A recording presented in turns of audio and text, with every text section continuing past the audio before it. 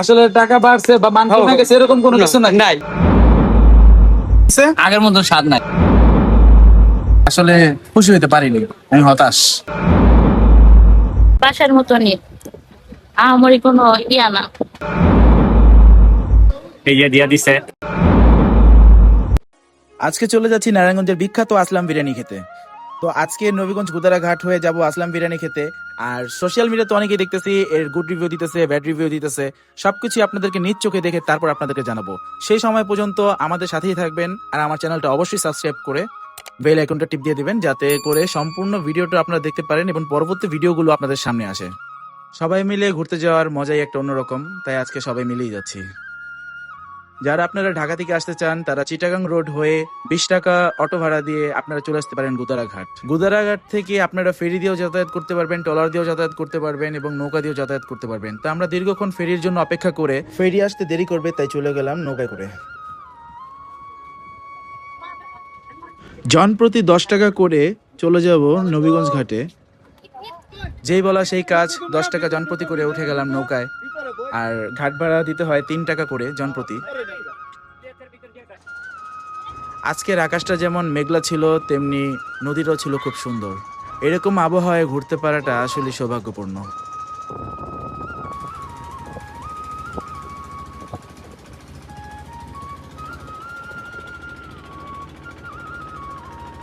গুদারাঘাট পার হলে আপনারা দেখবেন অটো ড্রাইভারদের সিন্ডিকেট। আসলে ওদের সাথে পারা যায় না, তারপরে দরদাম করে নেবেন। আমরা পুরো একটা অটো রিজার্ভ করছিলাম, শুধু আমাদেরকে নিয়ে যাবে 200 টাকার বিনিময়ে। আপনারা দামাদামি করে নেবেন। নবীগঞ্জ গুদারাঘাট থেকে আপনার কিছু রাস্তা আছে ভাঙ্গাচোরা, কিন্তু সেই ভাঙ্গাচোরা রাস্তার পরে কিছুটা ভালো রাস্তা পাওয়া যায় শীতলক্ষা সেতুর পরে। কিন্তু শীতলক্ষা সেতু যাওয়ার আগের রাস্তাগুলি একটু ভাঙাচোরাই। দেখতে দেখতে চলে আসলাম শীতলক্ষা সেতু। এই জায়গায় আরও বহুবার এসে গেছি, কিন্তু এই শীতলক্ষা সেতু আর আমরা উঠবো না। শীতলক্ষা সেতু ওঠার আগেই বাম পাশের রাস্তা দিয়ে আমরা চলে যাব বুরিন্দা বাজার।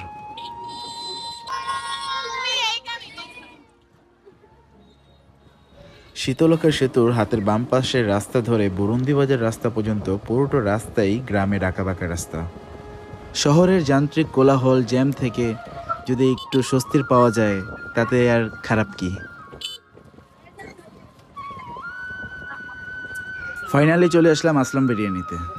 আসার পরই লক্ষ্য করলাম প্রচণ্ড পরিমাণের ভিড়।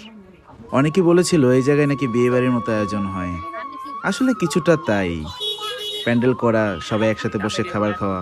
আসার পরই দেখলাম একের পর এক ডেক নিয়ে যাচ্ছে এবং ডেক তাড়াতাড়ি করে শেষও হয়ে যাচ্ছে। তাদের রান্নাবান্না করাই ছিল, তাই রান্নাবান্নার প্রসেসটা সম্পূর্ণ দেখাতে পারিনি। সবাই বলছে খাবারের দাম বেড়েছে কিন্তু মান বাড়েনি, তাই নিজেই জিজ্ঞেস করলাম।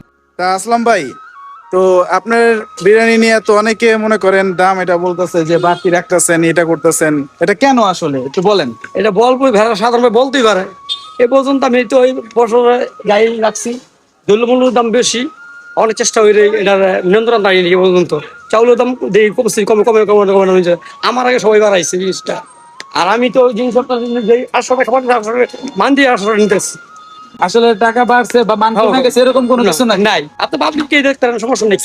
আপনি যে খাইবো এর কাছে বিচার অনুরোধ, এই 800 টাকা খাবারটা কোন জায়গায় টানতে পারবো নাকি, অনুরোধ তার কাছে, আর কিছু না। বর্তমানে কাঁচামরিচের দাম 300 টাকা কাঁচামরিচ, শসা, লেবু, পেঁয়াজ, কাঁচামরিচ, লাকিটার কেটে হিসাব করলে গ্র্যান্ড মশলা বর্তমানে। আর যদি সমস্যা করে আমার দোকান নিতে পারে, আমি পাকাই দিব, আমার রোজ দিব, কত দিব আসতে বলবেন, সমস্যা নেই। ঠিক আছে, আমরা তাহলে খাবো, খেয়ে দেখি আসলে কি অবস্থা। আগে টাকা দেওয়ার পরে তারপর টোকেন নিতে হবে। টোকেন নিয়ে ওই জায়গায় যায় আপনার বিরিয়ানি কালেক্ট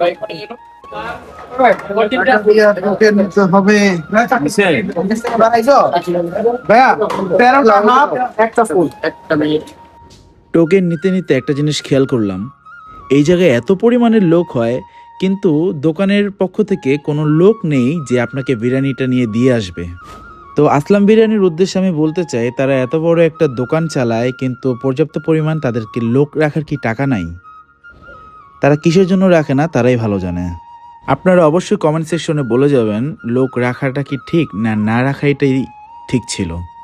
বিগত কয়েকদিন আগেই ফুল প্লেট বিরিয়ানির দাম ছিল 300 টাকা আর হাফ প্লেট বিরিয়ানির দাম ছিল 200 টাকা, কিন্তু হঠাৎ করেই বিরিয়ানি ফুল প্লেট হয়ে গেল 350, আর হাফ প্লেট হয়ে গেল 250 টাকা।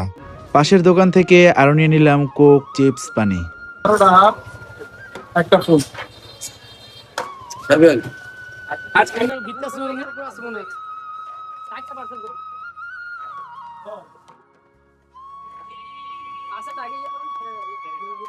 এখানে আমার হাতে একটি আর 350 টাকার ফুল প্লেট এবং 250 টাকার হাফ প্লেট। এটা ফুল, এটা হাফ। খাবারটা নেওয়ার পরে বিরিয়ানির যে একটা স্মেল আসার কথা সেই স্মেলটা পাচ্ছিলাম না। আর ভিডিওতে আপনারা যেরকমটা দেখতেছেন যে মাংসগুলি অনেকটা শক্ত রয়ে গেছে। কিছু করার নাই, টাকার কেনা খাবার, তাই তো খেতে হবেই।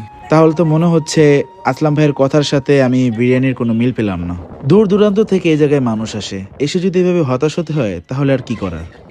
আগের মতো স্বাদ নাই, আগে যে ফার্স্টে যেরকম স্বাদ আছে ওরকম স্বাদ নাই, টেস্ট কমে আছে খাবারের। ভাবি কি বলো? বাসার মতনই, আমারই কোনো ইয়া না। এর আগে পরও অনেকবার খাইছি, কিন্তু এখন যে আসলাম এখন আর আগের মতন বিরিয়ানির স্বাদ নাই। প্লাস হচ্ছে যে এই যে দিয়া দিছে আর যা আছে সব হাড্ডি, আর হচ্ছে যে গোছ আছে কিন্তু গোছের পরিমাণটা কম। প্লাস হচ্ছে যে খাবারের মান আগের মতন নাই, সত্যি কথা বলছি আর কি। আসলাম বিরিয়ানিতে আইসা মানে যে একটা ফিল পাইলাম, মানে দেখা একটু খাবারটা দেখো, খাবারটা দেখো, মানে মাংস আছে অনেকগুলি, কিন্তু মাংসর পিস গুলি দেখেন মানে হাড্ডির কোয়ান্টিটি বেশি, আর এই যে মাংসের স্পঞ্জ দেখেন মানে শক্ত হয়ে গেছে সবকিছু। তো আমার আর তেমন কিছু বলার নাই, আমি আসলে খুশি হইতে পারিনি, আমি হতাশ। মাংসের মতনই রাইসগুলি অনেক শক্ত ছিল, তাই আর আমি খেতে পারিনি। বাকি প্রশ্নটা আপনাদের কাছেই থেকে গেল।